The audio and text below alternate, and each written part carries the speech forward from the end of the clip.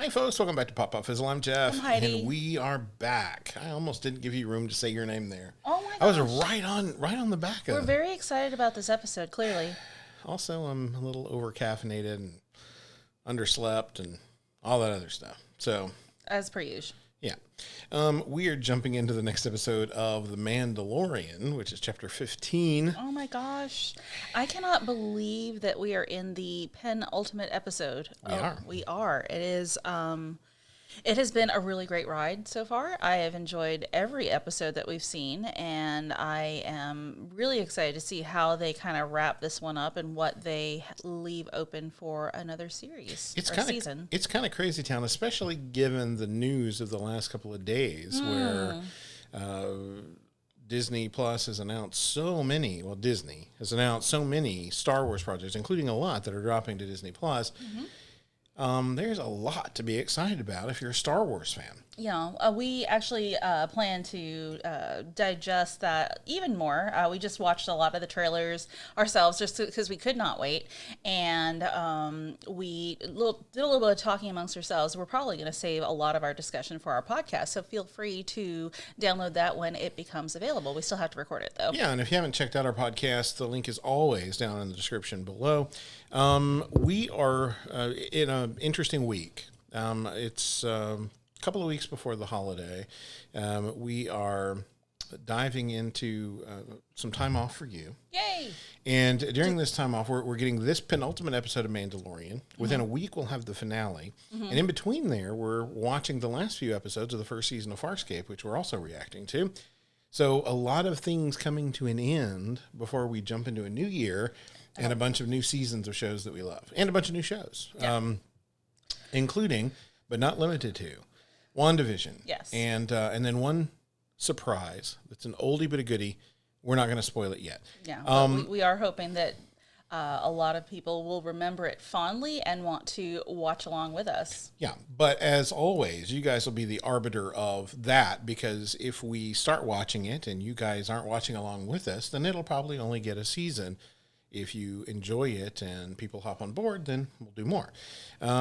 Clearly, we've got a lot of you watching The Mandalorian with us. We appreciate that. Thank you. A lot of people on our Farscape bandwagon. Yes. A lot of people watching Deep Space Nine with you, although you've already finished that. I finished the first season, and in the next few weeks, I think after the holidays, we're going to get started up filming a whole bunch to start dropping. Yeah, and you're going to be doing Deep Space Nine Season 2. Season 2. We're going to be doing Farscape Season 2 together. We're going to be doing WandaVision. Sadly, I don't think we're getting more Mandalorian until Christmas next year. So we're going to have to wait a year. Which is okay. Actually, I'm really okay with that because our filming schedule's pretty packed. Right.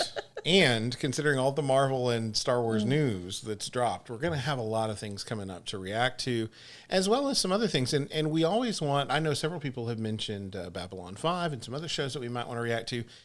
We are definitely going to consider all things that are suggested. Doesn't mean we'll get to them, but we definitely will consider them because we're open to that. And some of it's going to be about when we can plug things in and how long it'll take us to get through them and stuff like that. We have a lot to weigh because we are parents and we're dealing with this pandemic nonsense, and Heidi's got a crazy work schedule. My work schedule needs its own whiteboard, and then we have our filming schedule on the same whiteboard, and then we have to figure out when we're dropping things, and it's pandalurium, really. And, finding time to edit them, while I also have 3 manuscripts that currently need to be edited, Patreon stuff to get out. There's a lot. Let's just say that. But I want to take a moment before we dive into Chapter 15 to thank you for being a part of this ride. Yes. Mandalorian has a short season. There's 8 episodes, and, it would be, there's a million other people reacting to the show, and we know that. So we appreciate those of you that have taken time out of your schedule to watch along with us. We really do. This is a hard show to edit because gosh. it gets blocked worldwide at least 3 times every time I upload it. So if you're like, why isn't this up? Well, it's okay because we do film a little bit later due to my schedule, but literally we get right on it right away, and mainly because we want to see it. Yeah. Yeah. And then it takes forever to get the edit past the YouTube hawks. Yeah. So Anyway, we appreciate you being patient. We appreciate you being on the ride with us. If you want to see the unedited version, you'll have to watch along with your own copy of the show while you're watching Disney Plus. You can find that link down in the description. Just go to Patreon and you'll find those there. Also, if you are interested in following us on social media, those links are always there as well. Yep. If you want to make a one-time donation, you don't want to do Patreon, there's Cash App. There's all kinds of stuff down that description. You should just wander around down there and check it out. We see what other people put up on theirs, and we're like, oh, that looks good too. Let's put that link down too. Although I think as many times as I mention my Swiss cheese brain and some of the other reactions that we do, I think we should have a T-shirt that says that. Maybe that may be something we need to work on. Or it maybe exists. We'll just have to find it for you. Maybe. Yeah. Entirely possible. Anyway, we're not going to delay any longer. We're going to dive into The Mandalorian. Now, I have not been spoiled on this episode. I have found out the title. So it's Chapter 15, The Believer, I believe.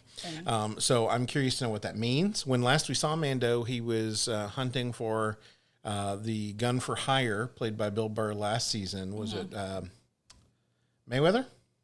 Wasn't that his name?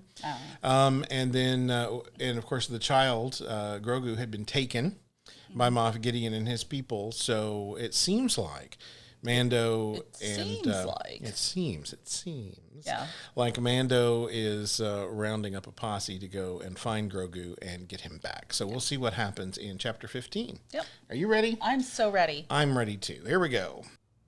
Inmate 34667. Please salute Marshal Dune. I remand prisoner number 34667 to my custody.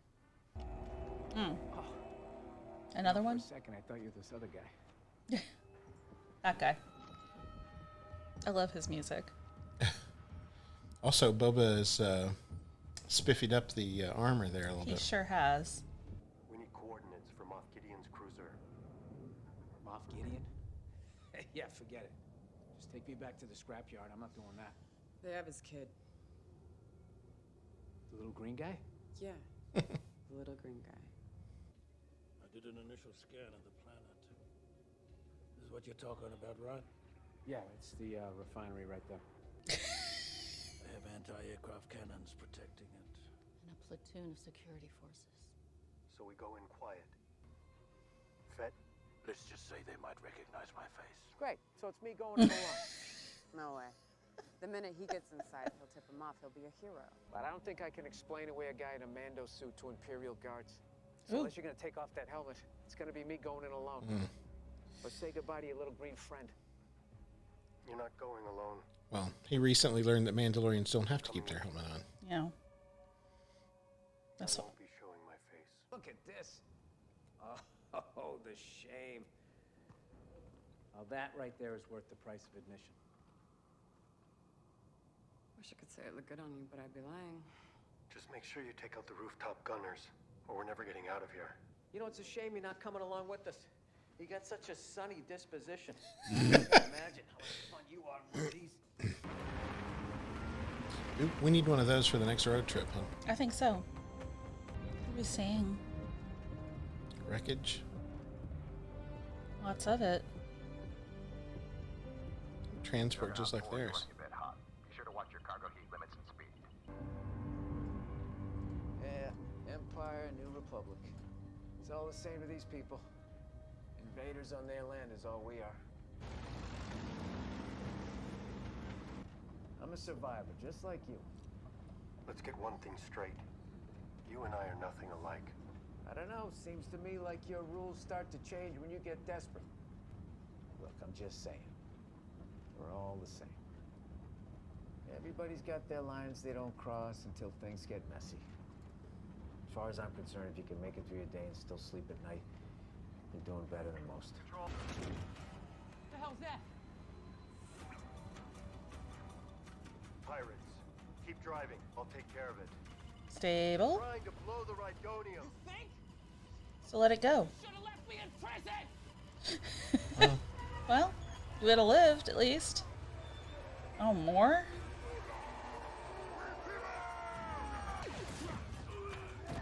Oh, they might have thermal detonators in their pockets. Oh, what?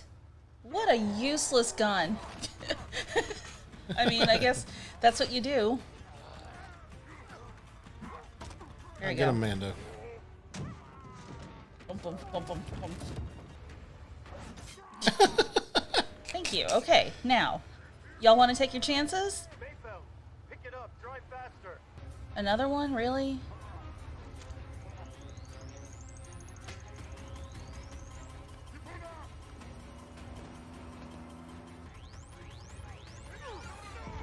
Whoa. Yeah. Okay, so Mando's taken out like 20 of their guys. Oh my god, seriously? Do you geniuses think you're gonna be the ones that make it? Well, no, they're just all. Or oh, they're all gonna throw their detonators. Oh no. Ah, thank you. Yeah, can we not... I mean, TIE fighters are pretty good with aim, but man, that was close. Thank goodness for the stormtroopers. Never thought you'd be happy to see stormtroopers. Thank you.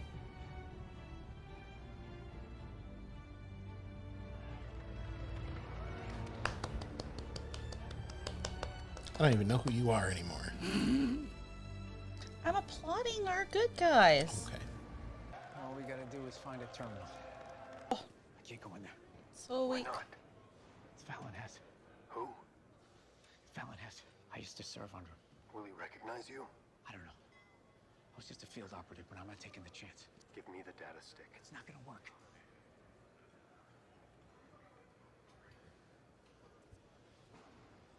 In order to access the network, the terminal has to scan your face. Oh. Let's go. Give it to me. Facial scan incomplete. 10 seconds to system shutdown. Ooh. 10, 9, Scan it. I mean, it's not a living thing. 6, 5, 4, It's really loud, though. 2. Facial scan complete. Pay attention when a superior addresses you. What's your designation? I have none. Transport crew. What? Uh-huh. Commanding Officer, TK-593, sir. I'm Imperial Combat Assault Transport Lieutenant TK-111, sir. And I'm afraid you're gonna have to speak up to him a little bit, since his vessel lost pressure in Taynap.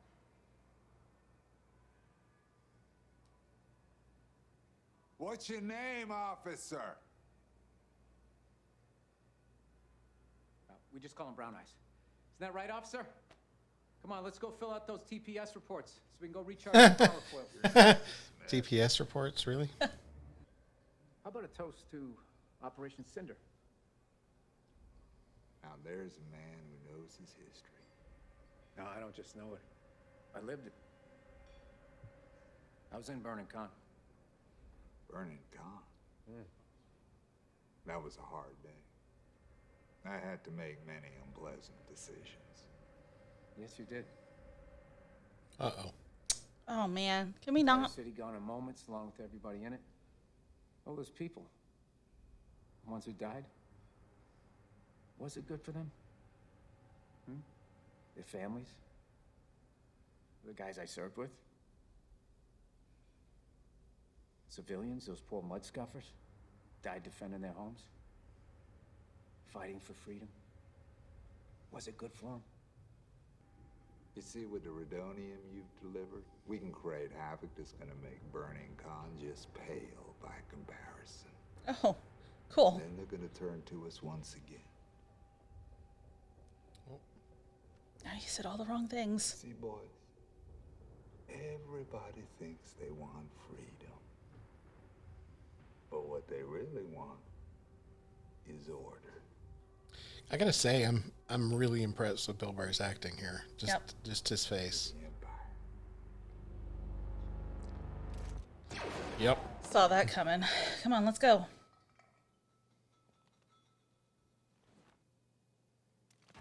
I never saw your face. Neither did any of them now. Thank you. South wall, halfway up. Got him. Bye. Good thing you got backup. Yep.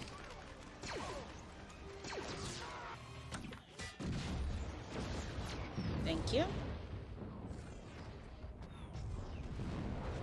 Well, there's one plant that won't be making any more. Nice shot. Uh-huh.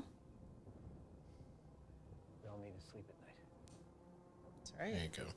Hang on. See one of them puke like Grogu did.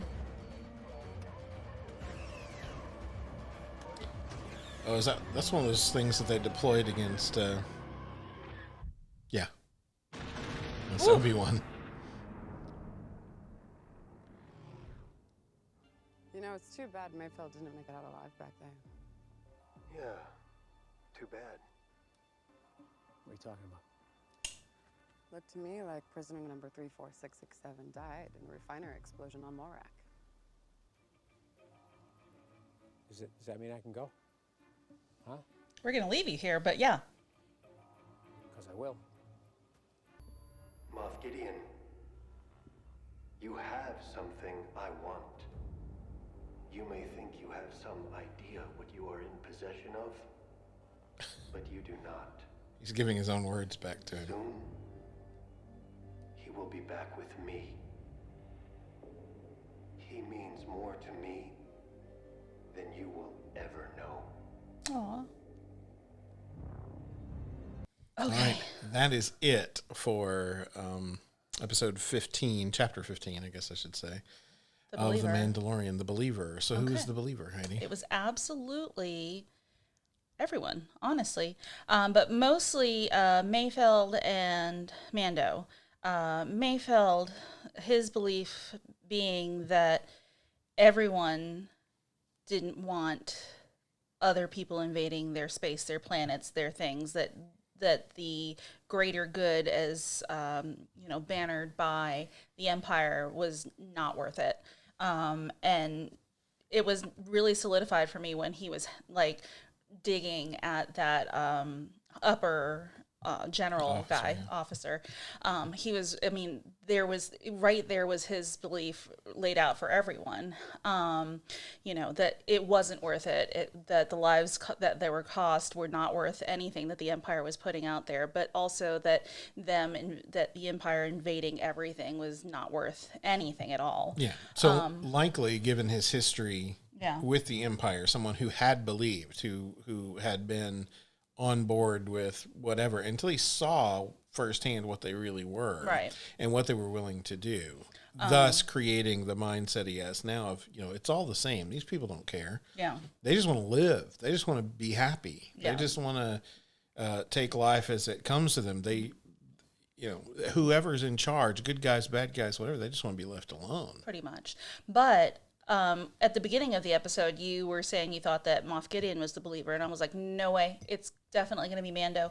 And we saw that too, because over the course of this entire season, we've seen him have to adjust his beliefs from when he was raised in the Children of the Watch, that way, this is the way, to find that there are many other ways, and especially many other Mandalorian ways, and to find that he had to, and then of course what Bill Burr's character had said, everyone has those lines that they don't cross until things get really messy or scary, and they have to. He had to take off he had to take off his Mandalorian armor already. That's a step.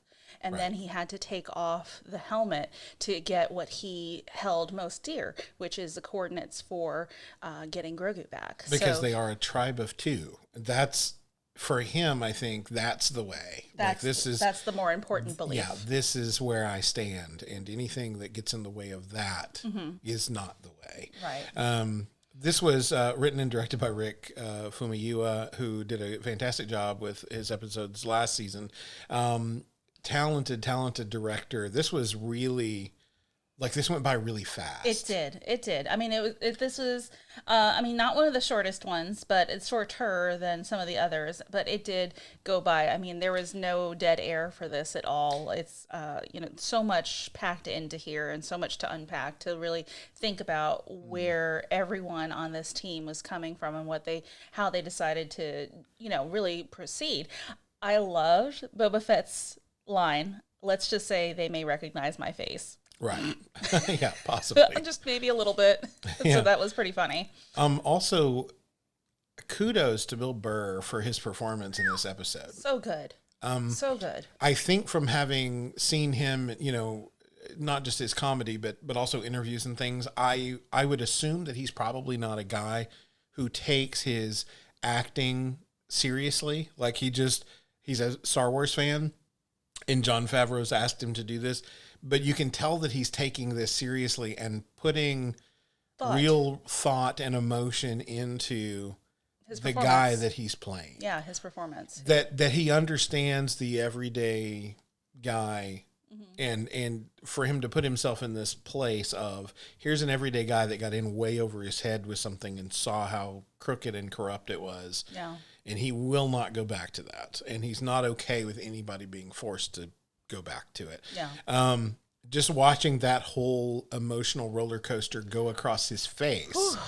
That was super impressive. Yeah, so that was kudos really to good. Bill Burr for his performance here. And gosh, I hope we see him again now. Like, if you would have told me last season after that episode, do you think we'll see him again? I would have been like, it's fine for a one-off. I don't really care. But what we got from him, I was so much more drawn to his character in this episode.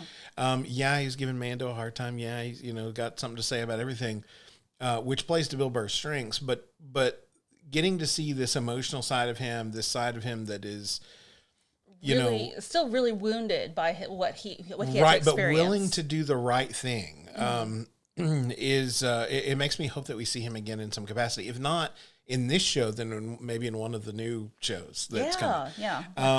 But yeah, fantastic work on his part. Fantastic direction and writing here.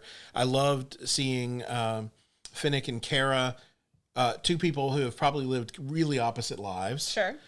Both with talent, both tough and solid female characters, getting a chance to be side by side and to see that they instantly recognized each other's strengths and trusted each other to, just Finnick's just giving her directions up top, third floor, whatever it was she said. Yeah, like she trusted that if this person is someone that Mando picked for this, then probably all right. She's probably all right. And given her background and all of that, somebody who's trained, somebody who knows what they're doing. Yeah. And even Mando in this, his vulnerability, like Heidi said, making changes, making decisions for what he wants, for what is right for him. And I don't know, if I were Moff Gideon and I got that message and had my own words handed back to me. Oh, yeah. I mean, we know that Moff Gideon's probably not shaking in his boots. He's probably not smart enough to be shaking in his boots. Yeah, or too arrogant, really. Or he's too arrogant. Too arrogant to be shaking in his boots. But we all know that he is He's dead. got a lot to be worried about. Yeah, he's dead. If he's not dead next episode, He'll be close. he's still going to have his hands full, and he's going to be licking his wounds, I think. I want to say that I have a feeling that as he's coming after Moff Gideon, that we may see Bo-Katan and her crew. That would be nice if and they could all arrive at the same spot. At the same time. At the same time. And I feel like that may not be a terrible thing to have happen, and I don't think I'll be sad to not see Ahsoka again. I think she was definitely purposeful in the episode that she was in. Right. But I feel like I'll be okay if I don't see her again in this season. I think her path, this is speculation on my part, but I think her path is heading toward Thrawn, is heading toward, if Dave Filoni's tease about not knowing where that last scene in Rebels happens, if we assume that happens after we saw her in The Mandalorian, then she's got her task. She's got something that she's about and is off on. And she's pursuing Thrawn. And I can't wait to see a live action Thrawn. So I think it's great, though, to have Bo-Katan, who is hunting Moff Gideon, who is looking to get the Darksaber back, to have her. That makes sense for her to be a part of this. Mm-hmm. But also, I don't need to see Ahsoka because I don't want to see Darksaber on lightsaber action. I want to see Darksaber versus that Mandalorian pike that he got. Oh, because in Bo-Katan's hands, that could be the winning move. Yes. Not that Mando can't handle it himself. I'm sure he can. But we saw how awesome Mandalorians are on their, when they were storming that ship. Yeah. They're so precise. They're so, he's been trained really well by the Children of the Watch, but he's not used to working as a unit. And I Right. think putting Bo-Katan in the right position to deal with Moff Gideon might be the winning move. And it's a strength to know when it's not your move, when it's not your, when you don't need to be the one. Yeah, not everybody has to be the quarterback. Maybe sometimes somebody needs to be calling the plays or I think, doing whatever. here's this, you go deal with Moff Gideon. I'm going for the kid. Yep. I think that's a winning move. I think so too. We'll see. We'll see how that goes next episode, which is only a week away. And that's the hard to last believe. episode until next year. Oh my gosh, so much. It's kind of crazy. Yeah. Oh, so much happened this season. And given that they threw out so many new Star Wars projects, I don't know what's coming between now and then, if anything. Yeah. So we may go a year without new Star Wars content. I hope not. I hope not. I feel like that's just not. I fully on board with the idea that we don't need a new Star Wars movie every year. Thankfully, they are on board with that too. But this, these limited series that we've gotten and with Mandalorian, and then what they have planned, it sounds like fabulous. It sounds so great because it's like you get that taste. You get you don't need a trilogy, right? You get a really good, compact, solid series of events that you can follow and really get invested in. And I feel like they found that winning group of factors with the Mandalorian. So I think they're looking to do more of the same, but with telling different stories, obviously. So I'm really excited about that, and I hope that they continue to knock it out of the park. Absolutely. And I also hope that Disney Plus, if you're listening, I hope that you give us another behind the scenes series for Mandalorian season 2. That would be fantastic. So we can see how these episodes came together and all the elements that went into them. That was one of my favorite things, was going through and listening to the directors talk about their process and the story breaking and the music. I love that. Oh I mean, gosh, all of it. So much of it was just there's, like I said, so much to unpack in here.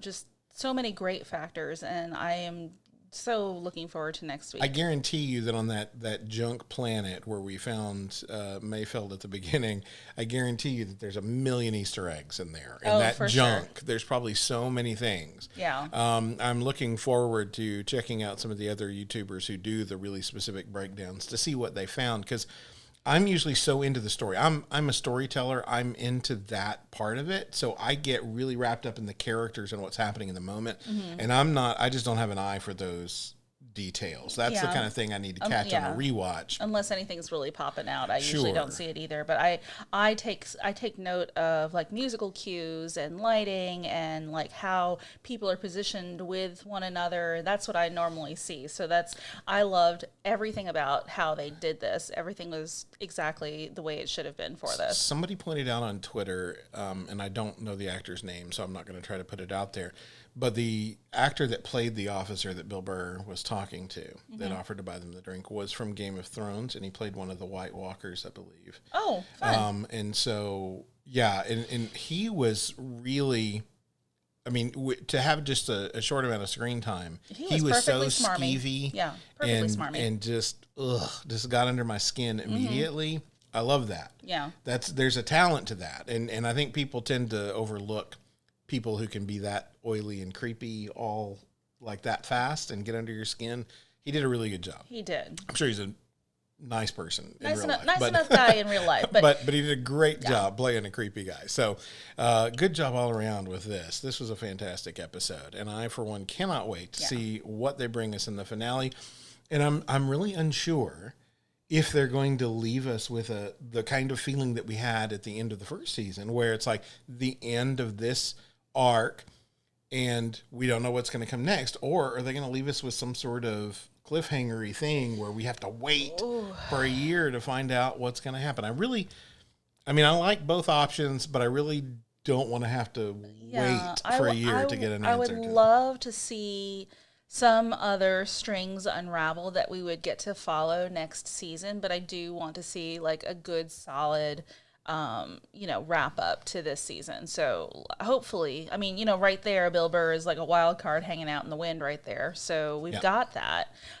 So we've got some strings that are starting to get pulled a little bit, but I'm hoping for something where we can be like, yes, okay, thank you. This was a great ending to this season. Can't wait for how they answer XYZ. That's what I want to be able to say at the end of next episode. Yeah.